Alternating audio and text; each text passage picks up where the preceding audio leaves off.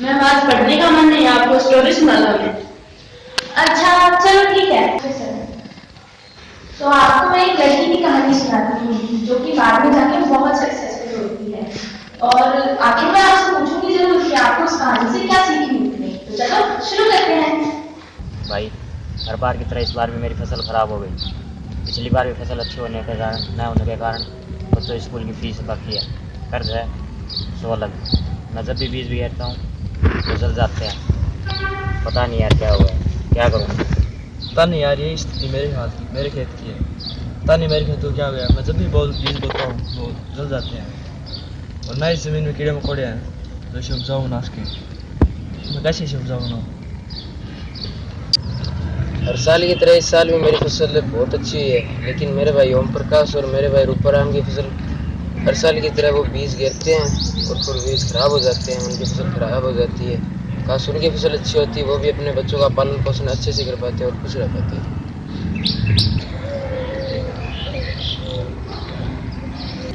मेरे पापा की फसल हर समय खराब हो जाती है और मेरे ताऊजी की फसल हर समय लहलहाती है।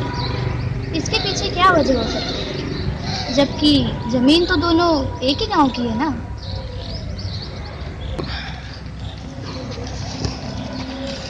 क्या बात है पापा, नाराज दिख रहे हो?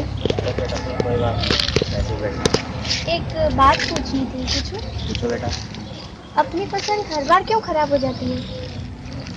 देखो, पता नहीं बेटा, मैं तो अपनी तरफ से पूरी मेहनत करता हूँ। लगता है मुझे मेरे पिछले जन्मों का पापों का फल है जो अपनी फसल अच्छी नहीं हो रही। नहीं पापा, आप चिंता मत करो, मैं सब कुछ ठीक कर दूंगी।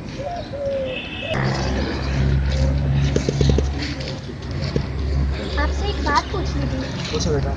आपकी और हमारी फसल हर समय क्यों खराब हो जाती है? पता नहीं बेटा, मेरे खेत को क्या हो गया, मैं जब भी बीज बोता हूँ वो गल जाते हैं। और ना ही ज़मीन उपजाऊ है। मैंने तो उम्मीद ही छोड़ दी है कि अब इसमें कुछ भी उग सकता है। आप उम्मीद मत छोड़िए, हम सब ठीक कर देंगे।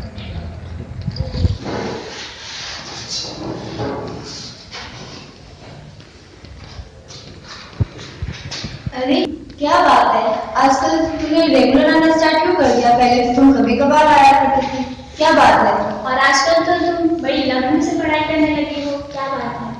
मेरे पापा मेरे स्कूल की फीस भरने में असमर्थ हैं और क्योंकि हमारे यहाँ की फसल अच्छी नहीं होती है, इसकी वजह गांव वालों को भी नहीं पता है। इसलिए अब मैं खुद कमाती हूँ और अब मैंने पूरी मेहनत से पढ़ाई करना शुरू कर दिया है और मैंने ठान लिया है कि मैं पूरी लगन व निष्ठा के साथ पढ़ाई करूंगी और बड़ी होकर एग्रीकल्चरल ऑफिसर बनूंगी और मेरे गांव वालों की समस्या का समाधान करूंगी। अगर ये इतने गरीब परिवार के होते हुए भी इतनी लगन से पढ़ाई करते हैं तो हम क्यों नहीं कर सकते? हम इतने अमीर परिवार के लोग हैं, फिर भी हम क्यों नहीं करते?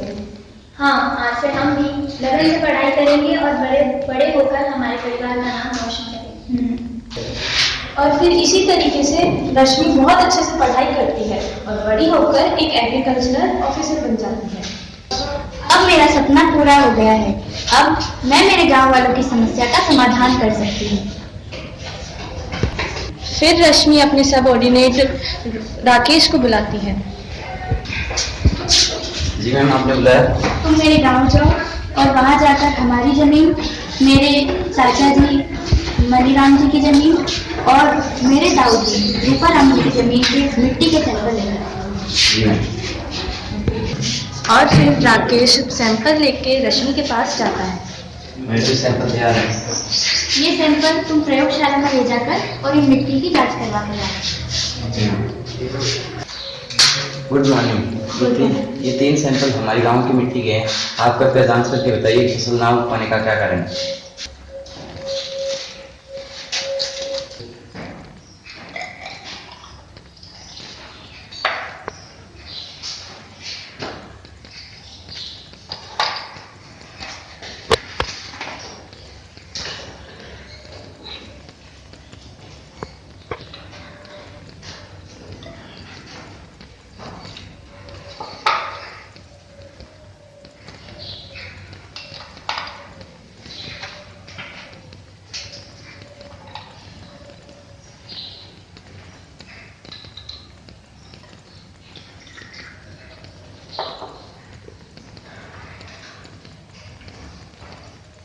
फिर 2 दिन बाद राकेश मिट्टी के सैंपल लेने आता है। हाँ, जांच में क्या पता चला? जांच में यह पता लगा है कि सैंपल एक की मिट्टी जो कि एसिडिक है उसे न्यूट्रल बनाने के लिए हमें उसमें चूना डालना पड़ेगा और इसका पीएच लेवल कम है। और सैंपल 2 की मिट्टी जो कि बेसिक है इसे न्यूट्रल बनाने के लिए हमें इसमें जिप्सम डालना पड़ेगा जो कि एसिडिक होता है और इसका पीएच लेवल ज़्यादा है।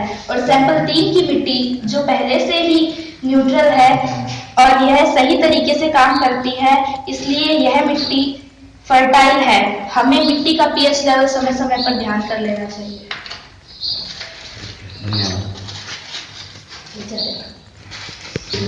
फिर राकेश रिपोर्ट लेकर रश्मि के पास जाता है।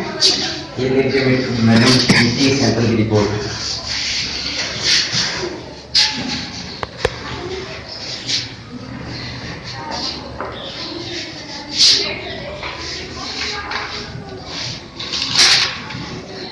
ठीक है, तुम जा सकते हो। धन्यवाद।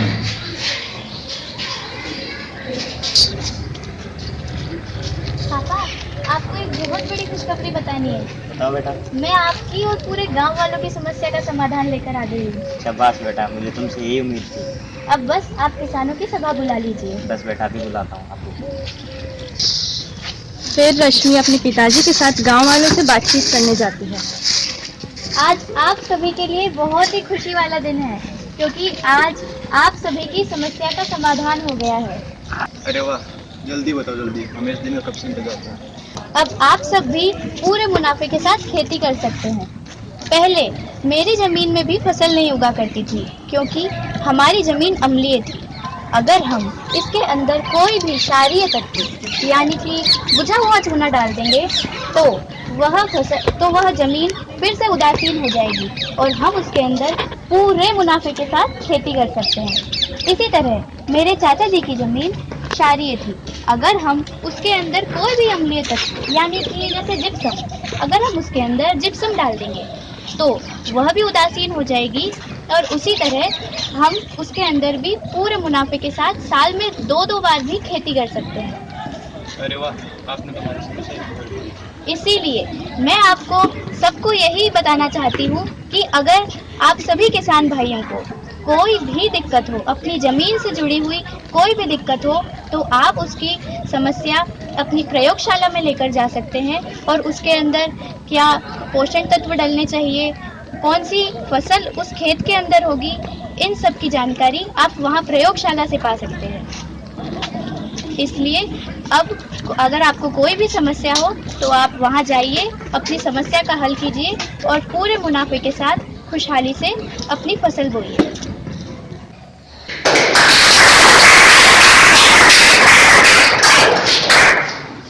अच्छा, तो जैसे कि मैंने आप सबसे बोला था कि कहानी की खत्म होने के बाद मैं सोचूंगी कि आपको इस कहानी से क्या सीख मिली। तो चलो आप लोग मुझे कोई भी 4 फैक्ट्स बताओ, फिर आपको लगता है कि हमें इस कहानी से सीखने को मिले। हाँ, self awareness, very good. Very good. Problem solving, yes. Decision making, बहुत अच्छे। तो जैसे कि आप सब जानते हैं कि हमें इस कहानी से सेल्फ अवेयरनेस के बारे में पता चला, क्रिएटिव थिंकिंग के बारे में पता चला, प्रॉब्लम सॉल्विंग के बारे में पता चला और डिसीजन मेकिंग के बारे में पता चला। हमें यह पता चला कि इन सारे गुणों का एक व्यक्ति में होना कितना महत्वपूर्ण है और इन गुणों के होने से एक व्यक्ति का जीवन कैसे बदल जाता है। Thank you.